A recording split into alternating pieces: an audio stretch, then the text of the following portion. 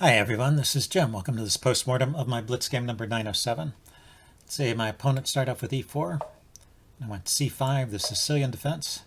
So we get some normal moves here, knight f3, d6. You can see there all the top choices going for the open Sicilian. Takes, knight f6, attacking the pawn, knight c3, defending. This is so the knight blocks the c pawn. Then this is where you have a choice. a6 would be the knight or the top choice, knight c6. The classical is what I played here. It's also e6, the Scheveningen, or g6, the dragon. But anyway, it's a fine way to play. And now white chooses a second choice here, bishop c4. This is the Sozin attack. There's actually a couple lines here. Fischer used to play with the castle's king side. Sozin used to play with the queen side castling. So you really can go both ways. So the way it was played in this game is the Fischer-Sozin attack. So e6 to blunt the bishop is the most natural move there and the most popular. And then the bishop drops back to b3. Fischer would also do this early retreat of the bishop without even being asked. I mean, normally what's going to happen is the rook is going to come to the c file and put some pressure on that bishop anyway. So it's a move that needs to be played at some time. But the bishop now can always be a target to knight a5. As happened in the game. And there's different ways for black to proceed from here. Bishop e7 or a6 are the main choices. I went with bishop e7. Now he castled. I think bishop e3 first is maybe a little more common. Well, it is more common. But in general, I think we get to the same kind of position. Let's see, I went ahead and castled here.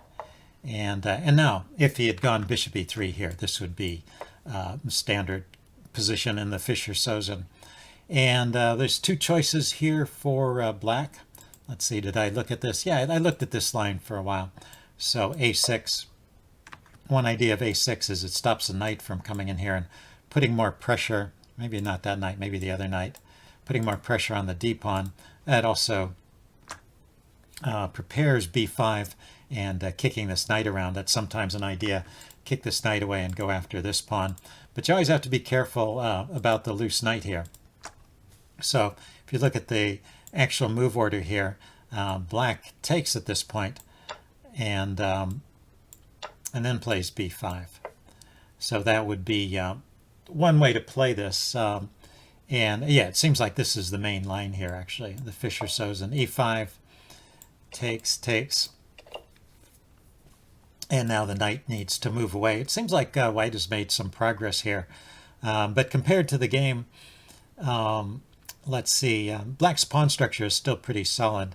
I think the thing is that white is quite active with a move like knight e4, even after bishop b7.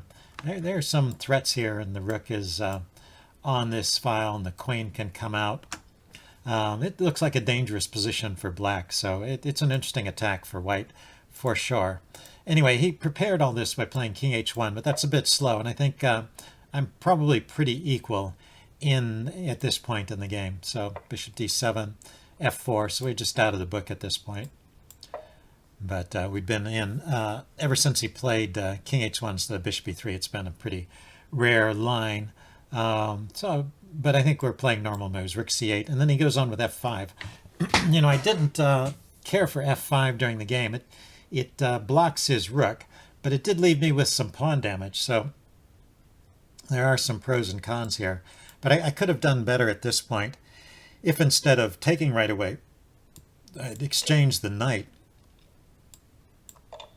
and then took.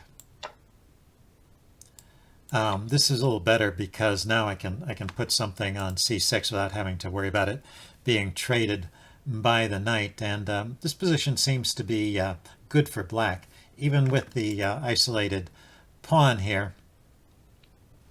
It looks like it's not going to come under fire anytime soon, and it looks like black is going to have some active pieces, and there's no pressure on the king side with this pawn blocking the rook.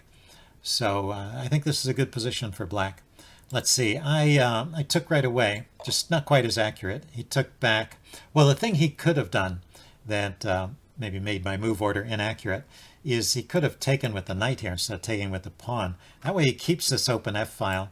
So that's why me trading off his knight on d5 first rather than taking the pawn first was the correct way to play that. Anyway, we get back to a position after he takes with a pawn where it's about even, I guess. Knight here. I'm going to win the bishop here, it looks like. He goes bishop g5, and I go ahead and grab this bishop. So this is okay, I guess. And then he goes queen to d3. Right here, the chess engine preferred queen to f3, but it still seems, as I was saying, that the black is okay here. It still seems to be an even game in spite of this weird pawn structure. And it's kind of a dominating knight, but maybe I'll be able to chase it away at some point. After queen f3, queen b6 was recommended. So I guess, yeah, hitting that knight immediately and giving him a choice of whether he wants to defend it with a rook or move away. Anyway, after a6, he went to queen to d3. Yeah, I just think it's not quite as effective. He's looking at the pawn again, but that pawn is just blocking his pieces.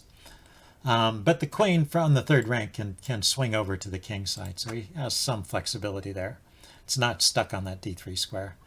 Let's see, I played h6 to kick the bishop, tried to see what he wanted to do, and he decided to start targeting my d-pawn here. Let's see, I brought a rook to the center. I just want to be able to drop this bishop back and have an open e-file here. And he went knight a4 at this point. So it looks like this was a slight mistake. Knight a4. He could have gone, well, bishop to g3 was the recommended move here. Let's see. Was there a way to punish knight a4? Well, b5. Yeah, that's what it is. It's just b5 forces the knight back. And then I have a good follow-up here. Let's see. After the knight moved, I went queen b6. That's okay. But an even better move is b4. Because it chases this knight away, and you can push on, and you just have a lot more space over here on the queen side. So this is a good line for black. The way I played it, it keeps the game in the range of about even. And this was my earliest chance to get some kind of advantage.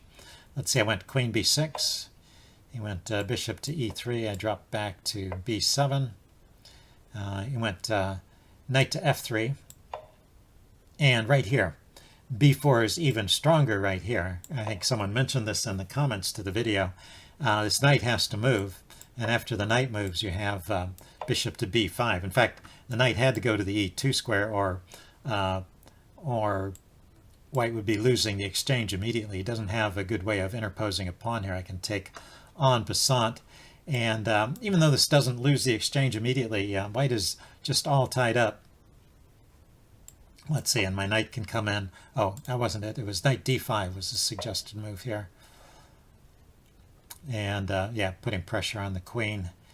And the bishop there. So this is not immediately winning material, but it's just really good for black, probably a winning advantage. So I missed that chance to get an early edge. Let's see, I went bishop c6 here. I've been thinking about getting the bishop to that square anyway, so I probably played that a little too quickly when he moved his knight away and freed up that square for me. Let's see, he goes bishop g1 here, defending his back rank. I went rook c to d8. I was thinking now maybe just push this pawn forward. I went rook a to d1. And I went knight e4 here. So knight e4 maybe is not the best move, but well, the best move was still b4, and that's still the idea of b4 followed by bishop to b5, with the threat along the diagonal is the best way to play this. So knight e4. This was after this point. This was kind of the last point in the game where I had the possibility of taking advantage of that b4 move. So this is where it becomes more or less even again.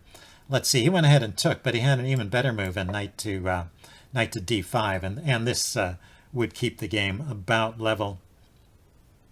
Just trying to shut down my bishop on this diagonal. The way he played it, he actually loses a pawn here because after the exchange, I'm just hitting his queen and the pawn, and there's no way he can save it. So I am just up a little bit of material, but, well, one pawn. Not necessarily winning advantage, but a comfortable edge. And then, but later I give him a chance. So he has chances to equalize still. Let's see, I played Oh, he played b4 here, so shuts down my possibility of playing b4, but I still have these backward pawns here to play against. So he went bishop f6, played c3 to try and shore up his pawns, and I push on with d5, trying to clamp down on those pawns and prevent them from advancing. But well, he has a good square for his knight with knight d4, and now I move my bishop away, which seems pretty natural, but there's a better move order here. I mean, well, the bishop is hanging, but I can throw in bishop g5 first. This was the chess engine suggestion here. Force the queen to move, and then drop this bishop back to g6. And this eliminates certain tactical possibilities that white had during the game. I think I mentioned one of them. So, but just getting my bishops off the f-file and in a position to hold things together here. I do have to worry a little bit about him pushing his h-pawn forward, but I guess I can stop that with a move like queen. Well, actually, that's not so great either. Yeah, I still have to take care with those pawn pushes over here, but those are also double-edged moves. If he pushes the pawns too much, his king side can become weak too. Anyway, that position is good for black. The way I played it with bishop to g4, this is where he has a chance to play an exchange sack. I mentioned the exchange sack idea a little later, but he actually has a good opportunity to play it right now before putting a rook on the e-file, so I don't have any threat against a rook there. He could take the bishop now. I take, and then the queen comes in. So he gets a pawn and a bishop for the rook, but, well, things are just a little bit awkward for me. Rook to e5 was the chess engine suggestion, just giving up a second pawn, trying to get my pieces active in the game. Let's see, after rook e5, it doesn't even have the queen take it, but it has the rook lift to bring another piece over to attack my king. And it looks very dangerous. It looks like actually a winning attack for white there. So these sacrifices on the f-file, the open f-file, you have to watch out for them. And that was an example of one that's working. Let's see. Instead, he played rook d to e1, which makes this sacrifice less effective because now I can answer rook takes bishop with rook takes rook, and then take back, and then because his rook is still protected, he would take, and then I take here. And there's just less force for him to attack with, and it comes out okay for me. Let's see. He went queen c7 here. Oh, no, it's my turn. Let's see. He went rook d1. I went queen c7. He went rook takes e8, and then rook f4. Here, I thought he might try the exchange sack. I think this is the point in which I was talking about it in the game, or maybe the move before. But here, it's just not as good. He's lost one rook, and now he gives up the other. The queen comes in, but my queen now, having moved to the c7 square, can come here to the e5 square and defend. And I'm just up a little bit of material here, and white does not have enough of attack to really work, to make this work. So this is good for black. So rook f4 might be a good alternative, but actually the best move here would be something like h3, kicking my bishop, say bishop h5, and knight to f5. This is something that would keep the game in the range of around even, or slightly better for me because I'm still a pawn up, but still a game. So after rook f4, this should be all over. So, but there's a tactic here I missed, a very simple one. So if you want to spot the tactic, why don't you pause the video here until you see it. Okay, I'm going to give the answer away now. So yeah, after rook f4, he's just put his rook and his queen on this diagonal, and there's no interposing or anything. There's no way to prevent it. He's just losing the exchange here, and so that's good for me. So I missed that idea. Instead, I interposed with my rook. This has some advantages too. It's just it's not as good as simply winning material. It kind of provokes this exchange, which helps improve my pawn structure. And now I have a situation where things are in pretty good shape. Although, again, I let black into the game again later. But I have the bishop pair and I have an extra pawn, and it's a passed pawn. So this should be just winning for black. And it is for quite a while. So let's run forward to the next mistake. All this is okay. It's getting a little dicey, but, you know, I have to push these pawns forward in order to make progress. But it's this move here, bishop h7. So this is the one that lets him back in the game. The bishop needed to go to f7. And the difference is that after bishop h7, he has the idea, well, first he plays queen d2. And say I played g5, kicking his knight. That's a reasonable move still, and that's what I was planning to play. He has the follow-up with queen d5 check. And that's the difference with the bishop here versus here. My king is just a little bit safer with the bishop on f7. And I don't have any of these unwanted checks. And he can actually get in and kick my king around.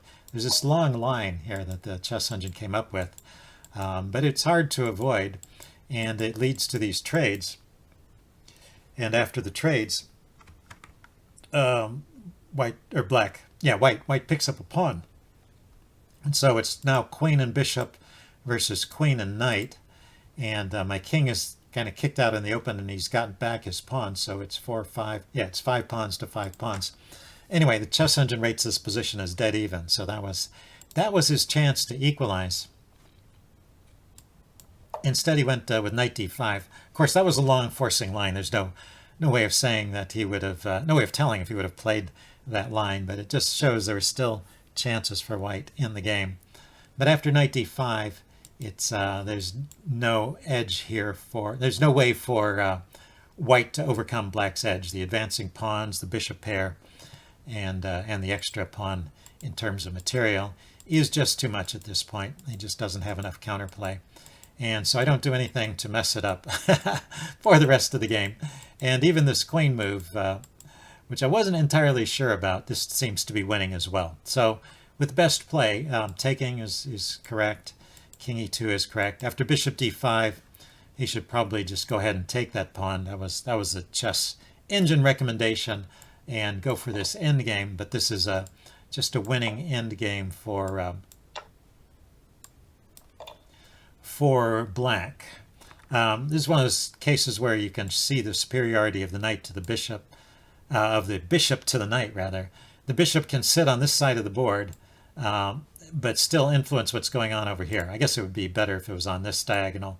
But on a diagonal like this, it can help these pawns promote and at the same time stop these pawns from queening. But basically, my pawns are closer to queening and I have more of them, so should be a straightforward win at this point. His king can't stop them. And his knight is over here trying to help these pawns promote. So I'll just be a little faster in promoting. Anyway, at this point, he played g4, and I took en passant. And now I've got 2 passed pawns, and he can't stop both of them. He took this one, I pushed the other one, and then he resigned because he saw he had no way of stopping it. Anyway, it was an interesting game. White was fighting to the last minute, and he did have some chances there, so it made it kind of interesting. So I hope you guys enjoyed this, and I will see you later. Bye.